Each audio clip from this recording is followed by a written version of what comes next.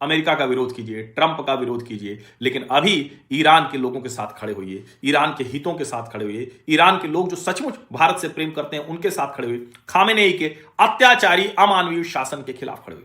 उन बेईमानों को छोड़ दीजिए जो बौद्धिक गिरोह बनाकर ये काम करते हैं, जो बार बार मैं कहता हूं कि जिनको सत्ता से आस है, जिनको लग रहा है कि अब 15 साल भारतीय जनता पार्टी की सरकार को हो गए तो सरकार बदलेगी तो उनको इससे लाभ होगा। हमको आपको क्या करना है, और ये ज्यादातर राष्ट्रीय विमर्श के लोगों के लिए अच्छा है कि वो किसी सत्ता से लाभ हानि के चक्कर में नहीं पड़े।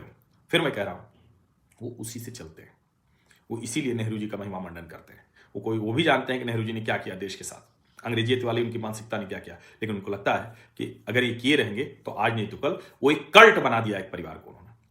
इसको समझिए आप, नेहरू को एक कल्ट बनाया गया, फिर गांधी नाम लेकर उस कल्ट को मजबूत किया गया, एक परिवार को ऐसा कल्ट बना दिया गया कि उसके मानने वाले उसके अनुयायी हो जाए, और उसको लोकतंत्र को ऐसे कर दिया जाए कि वही कल्ट अगर है तो लोकतंत्र है। तो ये जो नेहरू गांधी कल्ट है ये देश के लिए कितना खतरनाक रहा। और ये नेहरू गांधी कल्ट रामकृष्ण शिव की उस परंपरा को, इस देश के जो महानायक हुए चाणक्य चंद्रगुप्त जैसी परंपरा को, इस देश के जो विजयनगरम जैसे साम्राज्य रहे, या फिर महाराणा प्रताप, छत्रपति शिवाजी, स्वामी विवेकानंद, ऐसी जो परंपरा रही, रानी लक्ष्मीबाई से लेकर जो अलग अलग जगह रानी दुर्गा, जो भी ऐसे जो रहे, उनको जो पूरी तरह से ध्वस्त करने की कोशिश थी चंद्रशेखर आजाद तक, उस सबको खत्म करने की कोशिश थी इस कल्ट की।